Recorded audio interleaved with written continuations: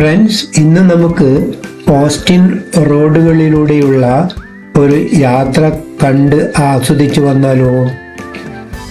ഞാൻ എൻ്റെ മുമ്പേയുള്ള ഒരു വീഡിയോയിൽ പറഞ്ഞതുപോലെ 3 ദിവസത്തെ യാത്രക്കായിരുന്നു ഞങ്ങൾ ഹ്യൂസ്റ്റണിൽ നിന്ന് ടെക്സസിൻ്റെ തലസ്ഥാനമായ ഓസ്റ്റിനിലേക്ക് പോയിരുന്നത്. ഈ കാണുന്നത് ഓസ്റ്റിൻ സിറ്റിയോടടുത്തുള്ള പ്രദേശങ്ങളിലൂടെയുള്ള യാത്രയാണ്.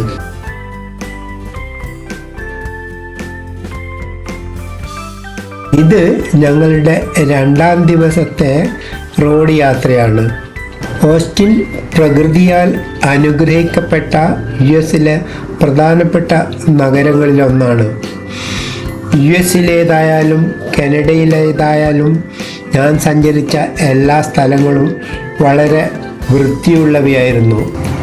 ഓസ്റ്റിൻ ടെക്സസിൻ്റെ തലസ്ഥാനം കൂടിയായതിനാൽ ഇവിടെ റോഡുകളും ചുറ്റുപാടുകളുമൊക്കെ വളരെ വൃത്തിയുള്ളതും കാണാൻ നല്ല ഭംഗിയുള്ളതുമാണ്.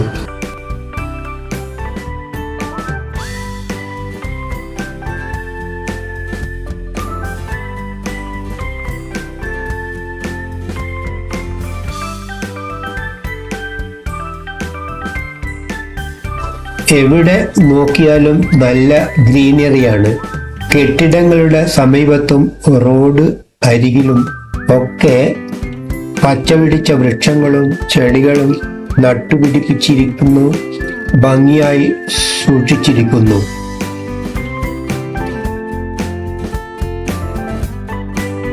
ഫ്രണ്ട്സ്, നിങ്ങളിൽ ഒട്ടുമിക്ക ആൾക്കാരും ഇതുപോലെ പല സ്ഥലങ്ങളും കാണുവാനും പോയിട്ടുണ്ടാവുമല്ലോ.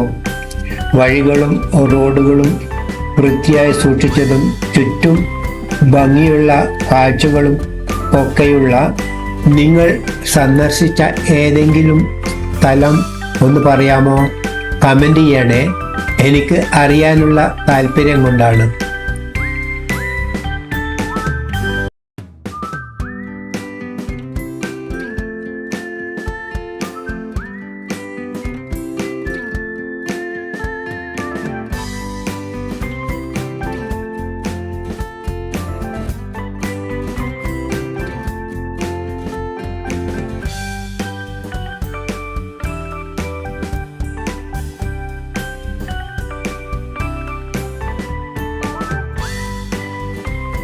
ഇന്നത്തെ ഞങ്ങളുടെ യാത്ര കഴിയാറായി. ഇനി ഞങ്ങൾ ഇന്ന് ഹോട്ടൽ മുറിയിലേക്ക് പോകുന്നു.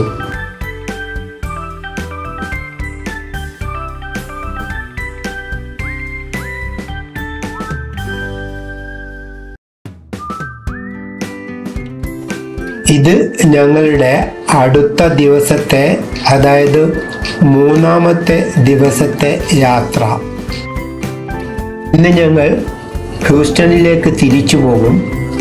അതിനു മുമ്പേ ഓസ്റ്റിനിൽ നിന്നും 100 കിലോമീറ്ററിലധികം ദൂരം സ്ഥിതി ചെയ്യുന്ന നാച്ചുറൽ ബ്രിഡ്ജ് കവേൺസിലേക്കാണ് ഈ പോകുന്ന യാത്ര.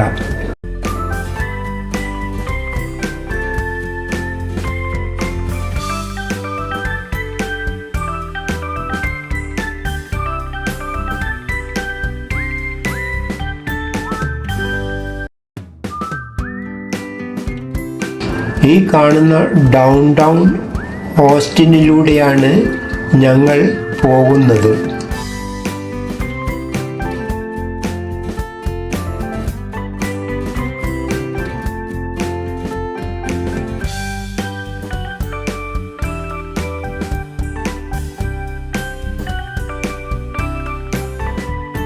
ഞങ്ങൾ പോകുന്ന നാച്ചുറൽ ബ്രിഡ്ജ് കവേൺസ് ഈ വലിയ ഗുഹയുടെ വിശേഷങ്ങളുമായി എൻ്റെ അടുത്ത വീഡിയോയിൽ ഞാൻ വരാം.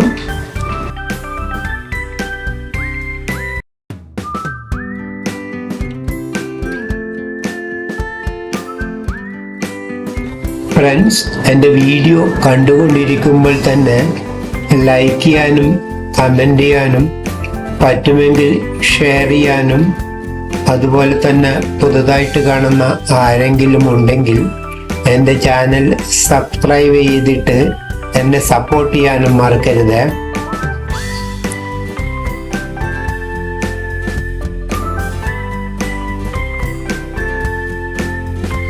ഞങ്ങൾ പുറപ്പെട്ടിരുന്നത് ഡൊമൈൻ എന്നറിയപ്പെടുന്ന ഏരിയയിൽ നിന്നായിരുന്നു. അവിടെ മാരിയോട്ട് കോർട്ട്യാർഡിലായിരുന്നു ഞങ്ങളുടെ താമസം. അവിടെ നിന്നും ബ്രേക്ക്ഫാസ്റ്റ് ഒക്കെ കഴിഞ്ഞ് സമയം രാവിലെ 10 മണിക്ക് ശേഷമാണ് ഞങ്ങൾ പുറപ്പെട്ടിരുന്നത്.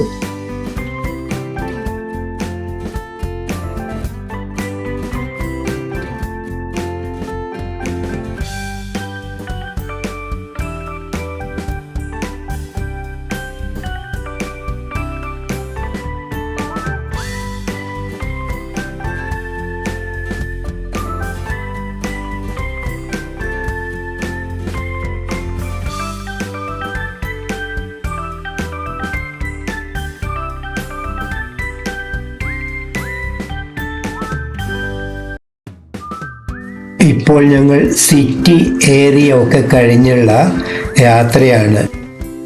നാച്ചുറൽ ബ്രിഡ്ജ് കവേൺസ് ഞാൻ മുമ്പേ സൂചിപ്പിച്ചതുപോലെ ഓസ്റ്റിനിൽ നിന്നും 100 കിലോമീറ്റർ അധികം ദൂരെയാണ്. ഒരു 1.5 മണിക്കൂർ യാത്ര ചെയ്യണം അവിടെ എത്താൻ.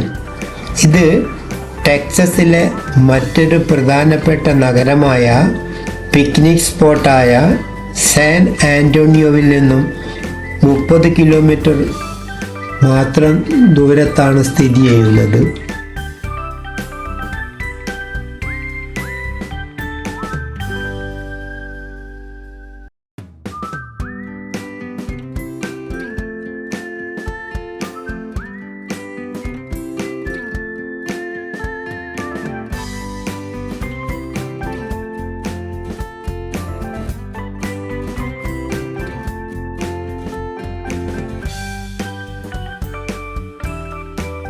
മുന്നിലുള്ള ദൃശ്യങ്ങൾ, പ്രത്യേകിച്ച് ആകാശത്തുള്ള വെള്ളയും നീലയും കലർന്ന മനോഹരമായ കാഴ്ചകൾ ഒക്കെ കണ്ട് ആസ്വദിച്ചുള്ള യാത്രയിൽ സമയം പോയത് അറിഞ്ഞതേയില്ല.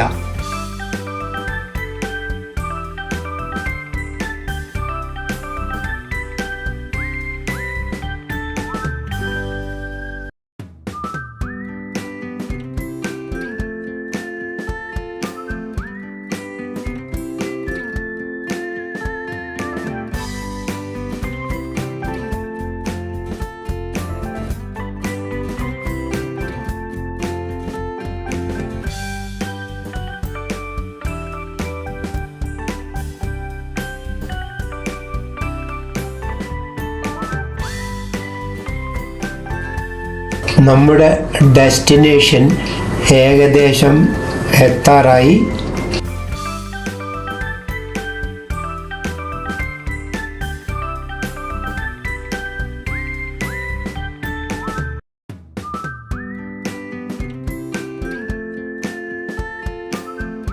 ചുറ്റും വൃക്ഷങ്ങളൊക്കെ ഉള്ളതുകൊണ്ട് പച്ചപ്പ് പിടിച്ച് കാണാൻ എന്ത് രസമാണെന്ന് നോക്കിക്കേ.